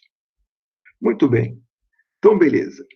Antes de avançar mais um pouquinho, ele observa, tá? Então, fato, né, que ele traz para essa discussão aqui. Então, um cara que está pensando em empresas observa para as regiões e para os países, cidades, regiões e países, ele observa assim: as empresas mais competitivas, elas estão num pequeno número de países e num pequeno número de regiões e de locais. E ele ficou intrigado. Por quê? Por que eles se locaram na Califórnia, em Nova York, em Boston, e as que vieram para o Brasil estavam, sei lá, em São Paulo, ou no Rio de Janeiro, ou sei lá onde? Como? Por que nessas regiões? Então, foi por isso que ele lançou esse novo modelo aqui, para tentar explicar. Ele vai olhar as explicações tradicionais e acha tudo incompleta, fala que tudo não está faltando. Então, a primeira coisa que ele faz, pega Davi Ricardo, teoria das vantagens comparativas. Aí pega Heckscher-Ohlin, dotação de fatores. Aí pega Krugman, poucos anos depois, o Krugman é de 84, isso aqui é de 90. Ele fala o seguinte, olha, gente, esse papo de fatores, esse papo de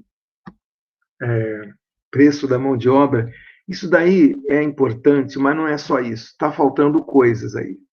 Tá? Eu acho importante esses fatores para explicar o comércio, para explicar a produção, só que para determinar a competitividade está faltando uma série de coisas que não explica por que em Boston, por que na Califórnia, por que não na Louisiana ou na Flórida, sei lá. Então, é isso. O que determina a competitividade? Ele quer ir além dessas explicações das teorias que nós aqui vimos na aula 2 e na aula 3 e na aula 4. Tá? Ele vem com uma outra teoria para explicar a competitividade das nações e o que faz com que os países cresçam, países e regiões cresçam no longo prazo. Tá? E o resultado dessa conjunto de explicações, né, foi o modelo do diamante de Porter, criado em 90. Tá? Ele chega à conclusão que essas vantagens competitivas, elas não são estáticas igual Davi Ricardo, Heckscher-Ohlin e esse povo da economia falam, esses economistas tradicionais. Elas são criadas, elas são dinâmicas. Se alguns países não têm, você pode ter, criando, tá? Investindo nisso e sustentando ao longo do tempo. Tá? E então, algumas nações e algumas regiões vão saber fazer isso, vão saber criar essas vantagens competitivas e vão se desenvolver. E para explicar isso, vejam o meu modelo do diamante de Porter, que vai dar os determinantes da competitividade. Aqui está o modelo, e já volto aqui nesse slide. Aqui estão o conjunto de fatores que explicam a competitividade das regiões e dos países, ou seja, são os fatores que fazem com que uma nação seja mais competitiva que uma região seja mais competitiva que a outra, tá?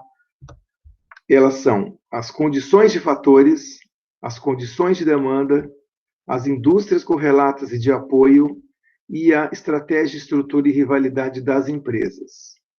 Além desses 4 conjuntos, que não são só um ponto, são conjuntos de coisas, conjuntos de atributos, tá? Que o país pode criar e uma vez criando, você vai conseguir competir. Então, em tese, qualquer um desses 4 aqui, eles explicam, primeiro, por que um país desenvolvidos são desenvolvidos, por causa de que eles têm esses 4. E ele sustenta que você pode desenvolver esses 4 conjuntos de atributos. Difícil ou não, você pode desenvolver as condições de fatores, as condições de demanda, as indústrias ligadas e correlatas de apoio e a estratégia, estrutura e rivalidade das empresas. Tá certo? Então, por que é um diamante? Porque ele desenhou nesse formato aqui de um losango aqui, que pode ser visto como um diamante, tá? Condição de fatores, condição de demanda, estratégia, estrutura e rivalidade das empresas e as indústrias correlatas de apoio. Então, são esses 4 grandes conjuntos. Correndo por fora, 2 conjuntos de fatores que são fora do diamante, esses 2 conjuntos, afetam tanto o número 1, quanto o 2, quanto o 3 e quanto o 4. Ou seja, o acaso e o governo são fora do diamante, mas eles conseguem influenciar o diamante. Em outras palavras, o que manda mesmo para ser competitivo são os 4 conjuntos de atributos. Só que, se você quiser olhar melhor, você pode notar que, se você quiser fazer com que uma região se desenvolva esses quatro, tem dois fatores aí que influenciam todos os quatro. E esses dois são chamados de acaso e de governo. Então, está aqui o acaso e está aqui o governo, né? O acaso influenciando todos os fatores e o governo também. Tá certo? E quando eu falo governo, eu falo não só o governo nacional, que sim, pode ser importante, mas muitas vezes o governo regional e local também afetam a condição dos atributos, do quatro conjuntos de atributos. Então, o modelo é relativamente simples. Resumindo, são esses dois slides aqui, esse e esse, né? Ou seja, as nações ou regiões são mais competitivas se elas tiverem esses quatro conjuntos de atributos do país: condição de fator, condição de demanda, indústria correlata de apoio e estratégia em estrutura e rivalidade de empresas. Tá certo? Não foge muito disso. Eu vou falar aqui um pouquinho sobre cada um desses quatro, e dos seis, na verdade, né? Vamos falar um pouco sobre cada um deles, e aí deixar vocês para pensar, né? E deixar, obviamente, uma atividade para você, justamente sobre essa questão aqui. Está no último slide, né? A nossa atividade do tópico 9, da aula 10, sobre o diamante. Então, vamos falar sobre cada um desses. Começar com a condição de fatores. Bom, a condição de fatores, ela é 3 slides. A condição de fatores, ela é a mais parecida com o que nós já vimos até agora no curso de Economia Internacional. Porque a condição de fatores, vejam vocês que é apenas um dos quatro fatores do diamante, ela nada mais é do que os recursos necessários para que a nação possa competir com as demais. Tá? Então, ela, nesse sentido, já bate um Heck-Cherolin aqui, né? A gente já pensa na dotação de fatores. E só que ele coloca, primeiro, um Heck-Cherolin de maneira mais ampliada e com algumas qualificações. Tá? Primeiro, mais ampliada. No Heck-Cherolin, a gente fala de capital e de trabalho, não é? Aqui ele fala de recursos humanos, recursos físicos, recursos de conhecimento e recursos de infraestrutura. Então, olha aí, é bem diferente, né? Recursos humanos, eles aqui podem ser especializados ou não, e que vai depender do setor. Você precisa de recurso humano especializado, outros não.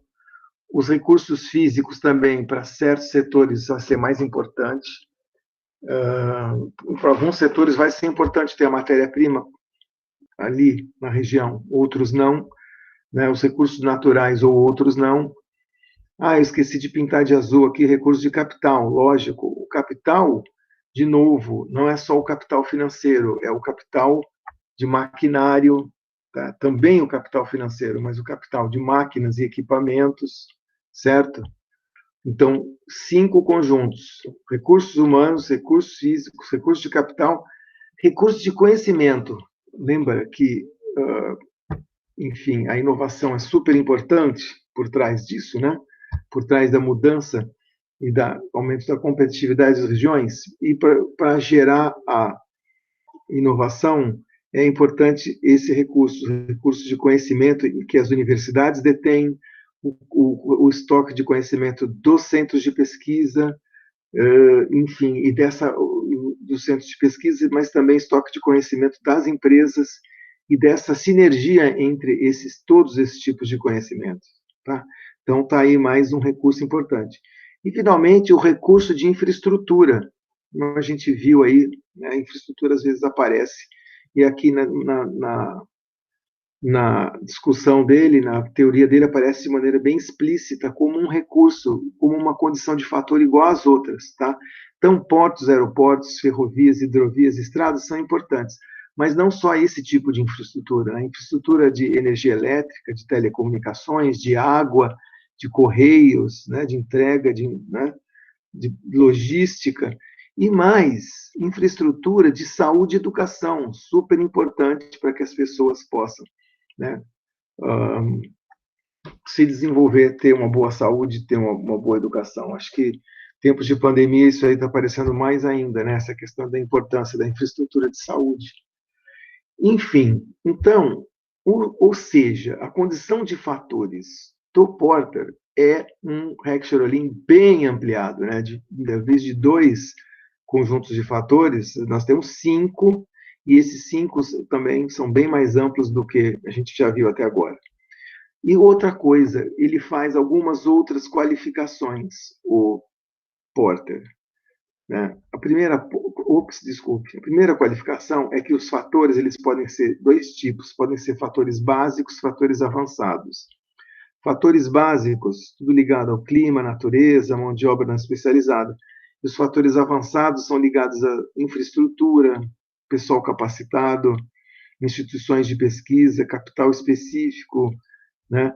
O ponto aqui é que você, dentre esses 5 conjuntos de coisas, eles são importantes, de fatores, só que é o seguinte, alguns setores precisam mais do básico, outros setores precisam mais do avançado, alguns setores precisam até de um balanço entre os dois aqui, tá? Então, um setor de, sei lá, telefonia, celulares, eu preciso de fatores básicos, avançados, né? Já no setor de mineração, vou precisar de alguns avançados, mas a maior parte básicos mesmo, né? Então, a primeira qualificação é essa, é que existe uma hierarquia entre os fatores. Tem alguns que são básicos e outros que são avançados. Além disso, os fatores, eles são específicos, tá? De 2 jeitos. Ou um fator generalizado ou um fator especializado. Generalizado no sentido de, é um fator que se aplica não só num sistema, num setor, mas em vários setores. Então, por exemplo, por que a rodovia é importante? Ou por que um aeroporto é importante? Porque ele serve uma cidade, vários setores, né? A estrada bem feita, eu posso ir de carro para aquela cidade, eu posso sair de carro para aquela cidade, eu posso entrar e sair de avião. Então, o fator generalizado, ele bate em tudo quanto é setor, serve para tudo quanto é setor. Já os fatores especializados, tá? Como conhecimento sobre software, sobre inteligência artificial. Aí ele vai ser mais especializado, né? Ele vai pegar alguns menos setores, não outros. Então, talvez o conhecimento em inteligência artificial pese menos para a mineração ou para a produção de soja, embora é possível ver algumas ligações entre os dois, entre esses daí também. Mas o ponto é isso, tá? Então, existe essa outra qualificação. Os fatores, esses 5 conjuntos de fatores, não são todos iguais. Eles podem existir uma hierarquia entre eles e pode existir a questão de uns serem generalizados e outros especializados. Existe até uma ligação entre hierarquia e especificidade, que os setores avançados tendem a ser especializados, mas não é sempre o caso. Mas, enfim, eu queria deixar, né, esse ponto de que os recursos, os fatores, 5 conjuntos, existe hierarquia e especificidade entre setores. O que mais que eu posso falar sobre setores ainda? Sobre os fatores. O que eu vou dizer mais para vocês? Os fatores, tem mais um comentário aqui sobre os fatores especializados serem gerados pelo setor privado, mas muitas vezes para o setor governamental e serem gerados até em parcerias, por exemplo, parceria público-privada ou universidade-empresa, certo?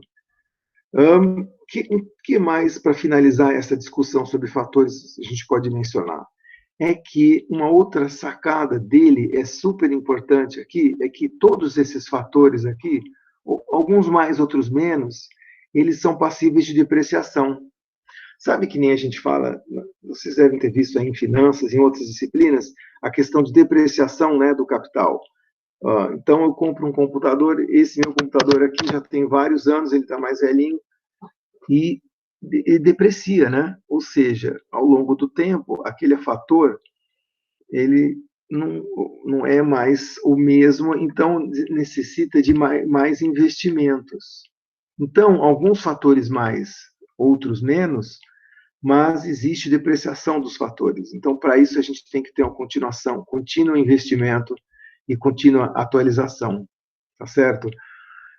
E aí, e isso é o principal motivo pelo qual eu e você estudamos hoje e vamos continuar estudando nos próximos anos, porque conhecimento também exige, também é passível de depreciação, tá? Então, olha, legal saber sobre programação em COBOL, né? COBOL é uma linguagem de programação. Putz, legal saber. Foi muito usada nos anos 70 e 80 e até no comecinho dos 90. De repente, quando tem a mudança na informática, os sistemas descentralizados, no Windows aparece o sistema operacional Windows, e aí depois você consegue fazer aí tudo no Windows, no computador, e tudo descentralizado. E agora com celulares, outras linguagens de computação ficaram muito mais importantes. E aí, meu caro, aquele que aprendeu COBOL lá nos anos 70, aquele conhecimento depreciou bastante. Por quê? Porque quase ninguém usa COBOL. Hoje em dia, ainda tem algumas empresas que usam COBOL para fazer manutenção de programas antigos, mas a maior parte do conhecimento, né, em programação são nessas novas linguagens de hoje, Java, enfim, várias outras aí, tá certo? Então, é possível que haja depreciação nos conjuntos de fatores, tá? Então, a gente não pode esquecer isso, contínuo investimento. Então, não adianta eu comprar um mega computador hoje e achar que eu vou usar esse mega computador até 2090. Não vai ser assim. Muito antes de 2090, os computadores já vão ter um outro formato, um outro jeito. Esse é um ponto importante. Então, saibam disso, tudo que requer depreciação requer investimento e atualização, beleza? Outro ponto importante é o seguinte, então, volta aqui 2 slides, tem esses 5 conjuntos de coisas, recurso humano, físico, capital, conhecimento e infraestrutura. Ok, tem esses 5 conjuntos de coisas. Se eu não tenho, eu estou lascado, é isso? Olha, é essa a ideia, sim. Se você não tem esses fatores, você está lascado para a competitividade.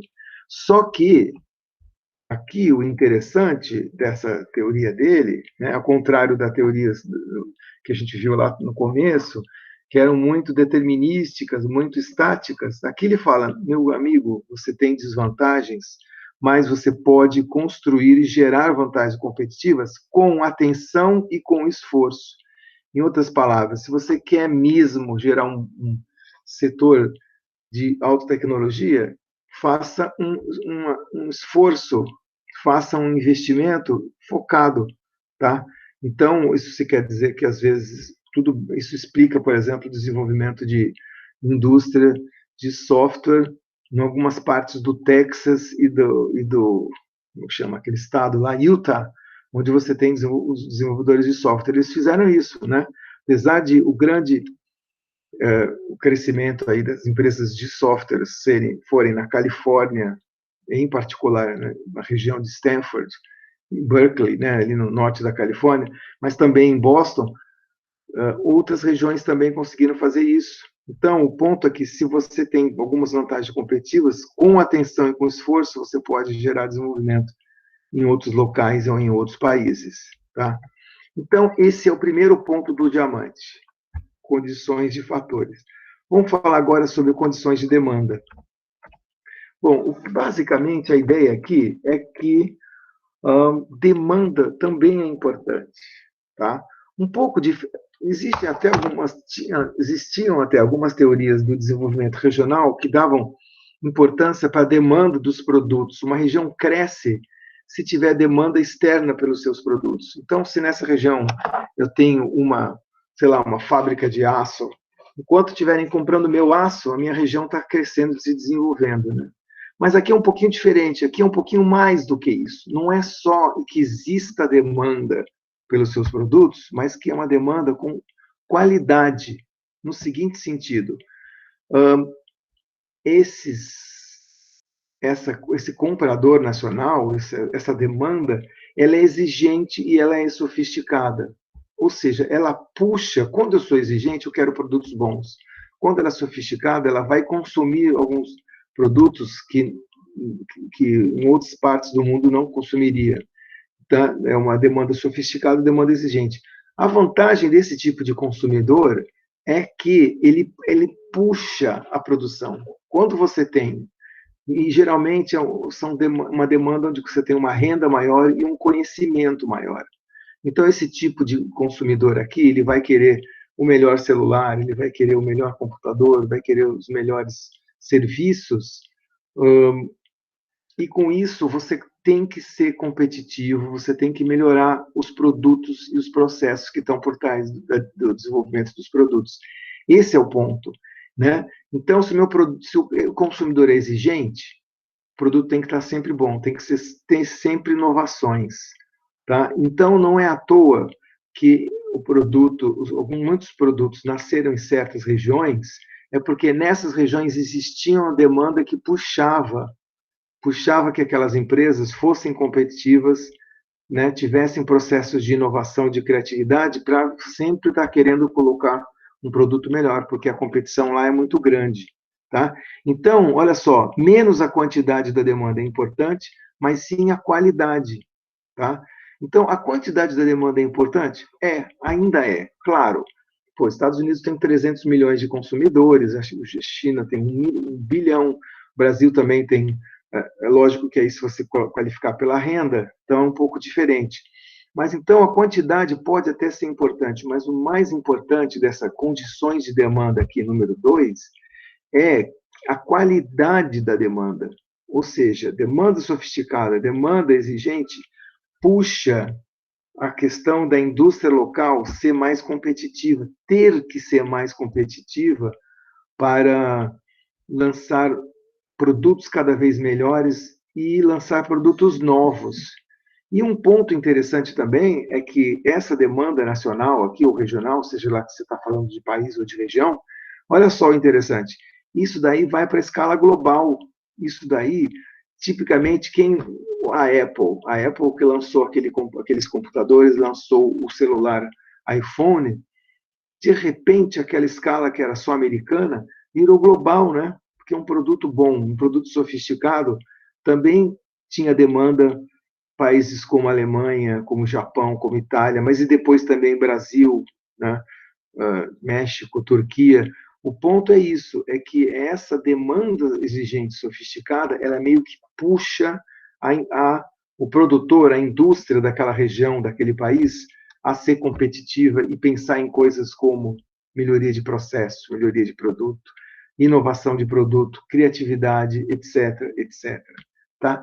Então, quando eu volto aqui, quando eu falo de demanda, né, é isso daí, é uma existência de uma demanda, a quantidade da demanda, sim, mas mais a qualidade da demanda, porque ela puxa a qualificação das empresas locais e a competição, né, a competitividade das empresas locais.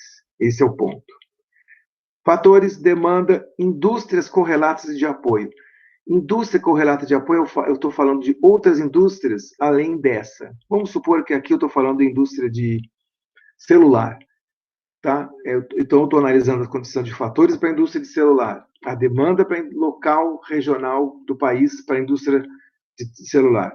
Agora, eu vou falar sobre as indústrias ou setores ligadas à indústria do celular.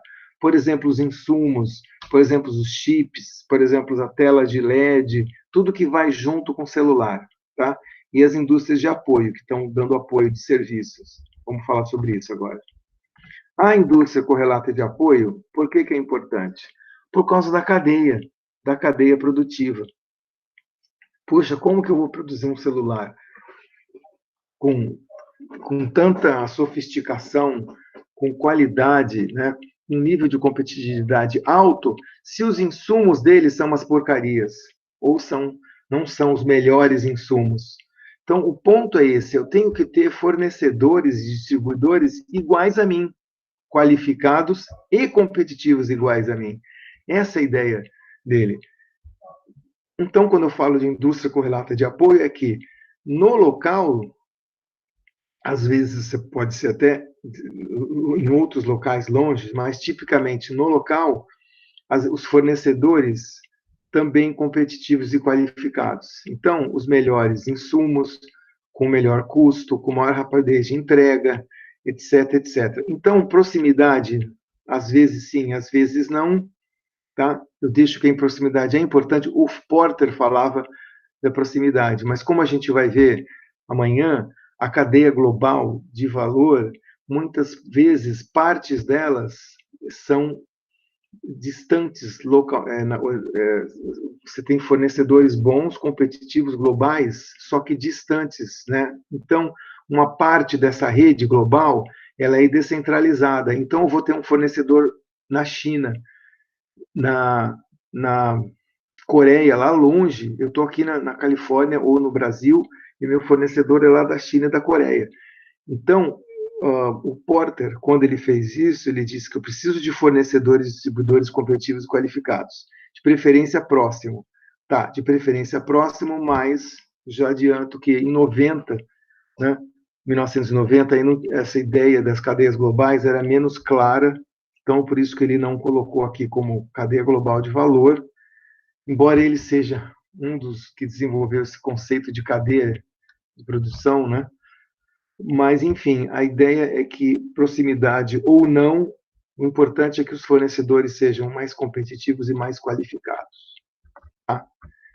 Então, é isso, as indústrias correlatas de apoio. E, finalmente, a questão, agora, é uma questão empresarial, esse ponto aqui, do setor, tá?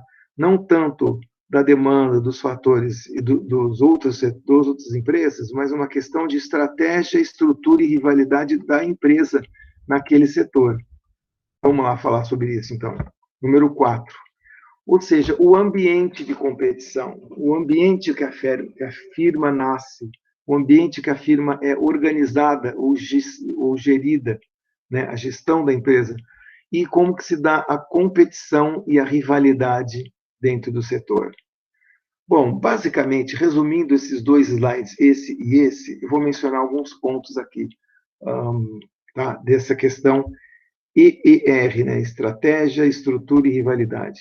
Primeiro, um ambiente de concorrência, um ambiente de rivalidade entre as empresas, ele é bom e produtivo que você tenha isso no seu país, ou naquela região, se você está falando da região, porque ele justamente faz com que as empresas tenham, como é que fala, deem a importância para ver o que as outras estão fazendo, para que ela tenha, né, sempre incentivo de melhorar a eficiência de produto, ou o tipo do produto, ou a qualidade do produto, ou melhorar os custos, né?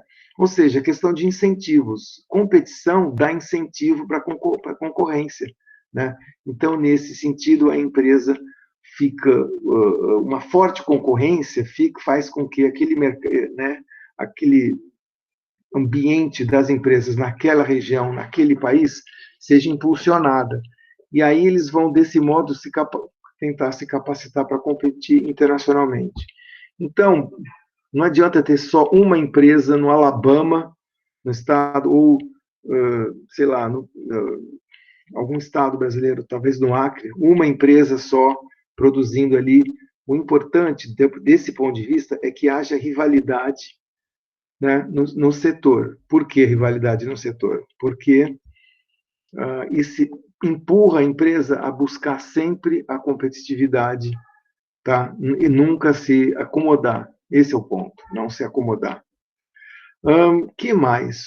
Outra coisa importante, além dessa rivalidade, são as estratégias que as empresas adotam, os modelos organizacionais adotados, que essas estratégias sejam as mais modernas possíveis, tá certo? Então, a gestão da empresa, as pessoas que são responsáveis pela empresa, têm que estar atenta à estratégia empresarial, tem que estar atenta às organizações,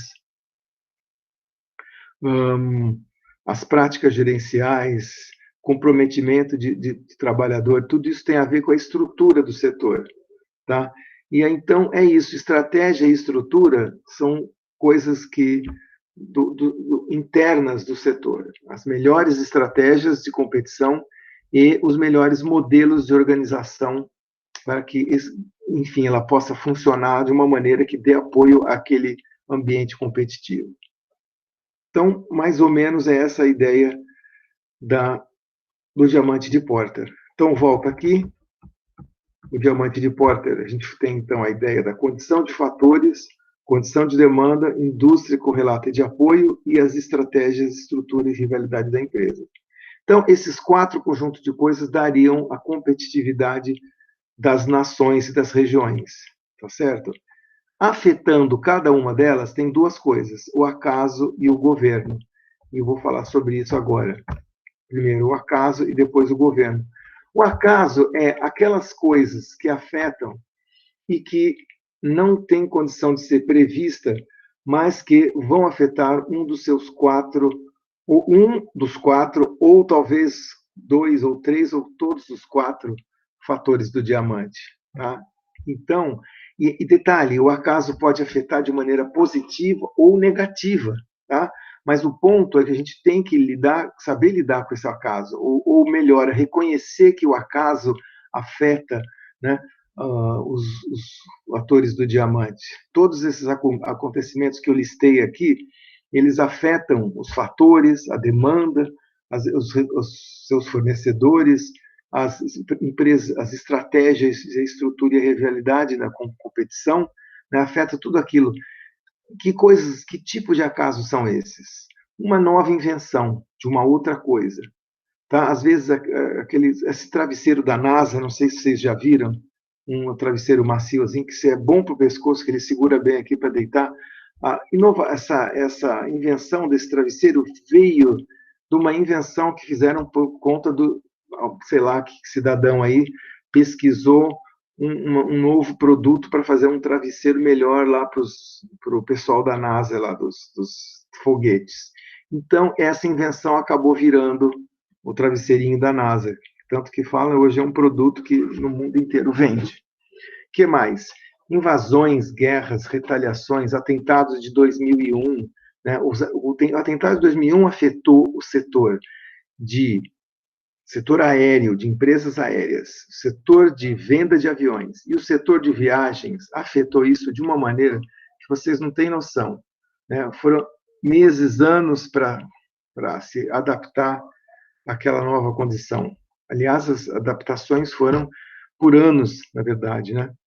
Mudanças de mercado externo, acontecimentos políticos, que nem a eleição de um presidente de direita ou de um presidente de esquerda, ou de um golpe militar, ou de um golpe de esquerda, mas também outros tipos de coisas de acaso afetam os fatores do diamante de Porter. Inovações, descobertas tecnológicas, ou seja, são coisas que estão fora, né?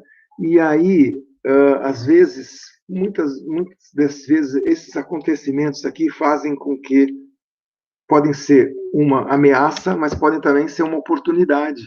É que nem esse exemplo tonto que eu falei aí, a partir de uma.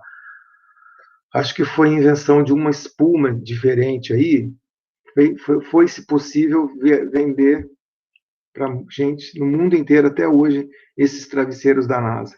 Ou então uma nova descoberta tecnológica na área de, sei lá, de remédios, na área química pode servir para descoberta de um novo remédio, tá? Então, essas coisas, de novo, podem ser ameaças para a empresa, né, gerar uma coisa ruim, ou oportunidade, gerar uma coisa boa, fazer com que a empresa, de repente, se supere e seja competitiva. Tá? Isso, acaso. Então, acaso está fora de controle, surge de surpresa. Beleza. Agora, aqui não. Governo. Governo é ação deliberada por parte de políticos, de políticas de governo, seja governo nacional, regional ou local, e isso acaba influenciando um ou mais dos 4 determinantes. E aqui também a ação de governo, que aqui no caso do acaso surge de surpresa, surge não previsto, aqui é previsto. E também pode ser positivo ou negativo, porque às vezes uma política de governo ruim atrapalha os diamantes, ou uma política de governo boa pode melhorar os elementos dos determinantes do diamante. certo? Então, políticas, olha, só listei algumas delas aqui, mas todos os outros tipos de política, em todos os níveis, né, nacional, mas também de desenvolvimento local, desenvolvimento regional, elas cabem aqui nesse ponto, tá? Política macro, geralmente do governo nacional, política industrial também, mas você tem aí alguns desses instrumentos de política industrial também no nível regional. Comercial é governo nacional, políticas regionais, impostos, terrenos. Aliás, no semestre que vem, a gente vai oferecer essa disciplina aí eletiva para a turma da noite, que chama Economia Regional e Urbana. E nós vamos ver vários desses fatores aqui, de políticas de governo, né, de desenvolvimento regional, mas também políticas que afetam a localização das empresas, né? Enfim, se vocês estiverem interessados, vai ser uma disciplina que vai ser ofertada no semestre que vem.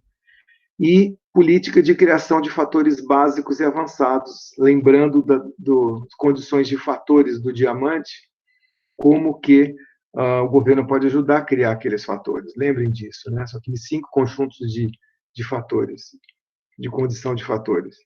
Muito bem. É isso. De novo, aqui ele pode fortalecer ou enfraquecer, a ação do governo pode ser positiva ou negativa com relação aos fatores. Bom, vamos terminar dizendo que o diamante ele é dinâmico, em outras palavras. Eu tenho uma foto hoje dos 4 fatores, mas eles mudam muito rapidamente, para o bem ou para o mal, né? E quanto mais você puder influenciar para o lado positivo, melhor, né? Em outras palavras, se você pega um diamante assim, tira uma foto hoje, e o que você pode efetivamente afetar? Bom, do ponto de vista da empresa, internamente, ela pode se capacitar e melhorar cada vez mais um dos seus 4 fatores, certo? Mas o governo também pode, como a gente viu, ter políticas positivas que afetem a condição de fatores, ou a condição de demanda, ou a condição das indústrias correlatas, ou até as estratégias de rivalidade e estrutura do setor. Então, o governo tem esse papel. Então, é bastante importante, eu diria, que o governo, né, como muitos trabalham interligados, esses atributos, né, então o papel do governo aí pode afetar de maneira positiva esse sistema dinâmico, tá? E vamos ver também, um outro comentário aqui é que países desenvolvidos e em desenvolvimento têm também diferentes conjuntos aí dos fatores do diamante, né? Então, muitas vezes, a gente tem, sei lá, um país pode crescer vendendo soja, mas ele pode utilizar esses recursos da soja para desenvolver outros setores, né? Desenvolver a condição de fatores para outros setores também, talvez atrair uma indústria internacional, ou talvez até criar de base o setor de maneira nacional, né? Nacionalmente. Então, é isso. Tá? Tipicamente, um país desenvolvido tem mais conjunto desses fatores, certo? Ele vai ter uma melhor demanda, uma demanda mais sofisticada, tipicamente ele vai ter mais fatores, indústrias, né, de conjunto de fornecedores e as melhores estratégias e estrutura organizacional, né? Mas esse tipo de coisa também podem ser desenvolvidas nos países em desenvolvimento. Para terminar, eu vou ler mesmo uma frase do Porter aí do livro dele. Para as empresas que competem no mercado local, são necessárias vantagens por todo o diamante para obter e manter a vantagem competitiva nas indústrias que exigem conhecimento intensivo e constituem a espinha dorsal das economias adiantadas. Ponto. Deixa eu parar aqui um segundo. Ou seja, países desenvolvidos, eles são basicamente, e é esse o foco dele nessa teoria, tá? Embora ele queira fazer uma teoria geral, o foco dele é para os países desenvolvidos, tá? Mas essas indústrias intensivas em conhecimento, como software, hardware, celulares, etc., é importante você ter vantagem competitiva por todo o diamante. Em outras palavras, ainda estou aqui. Em outras palavras, se você quer desenvolver a maior parte desses setores intensivos em conhecimento, como como os países desenvolvidos, não adianta ter só uma vantagem em um dos fatores do diamante. Você tem que ter vantagens e construir essas vantagens por todo o diamante. Tá? Isso que eu coloquei aqui em azul, essa é a ideia. Continuando e finalizando, o jogo mútuo das vantagens em muitos determinantes proporciona benefícios autofortalecedores, que se fortalecem à medida, né, como um círculo virtuoso, que os rivais estrangeiros têm muita dificuldade para neutralizar ou reproduzir. Esse é um outro ponto importante também. Tá? Se você consegue ter um sistema de vantagens por todo o diamante, ele faz um modelo de círculo virtuoso que vai fortalecendo mais a sua vantagem e os outros vão tendo mais dificuldade para neutralizar ou reproduzir. Porque tem isso também. Na teoria, as vantagens do diamante elas podem ser copiadas, mas não é fácil ou tão simples assim. Tá? É importante, de novo, entender a teoria e ter os esforços específicos para gerar vantagem no diamante, mas quando você está competindo com outras que também já fazem isso, já estão fazendo isso, né, às vezes não é tão fácil assim de copiar ou reproduzir, ter a mesma eficácia que outros países têm. É isso.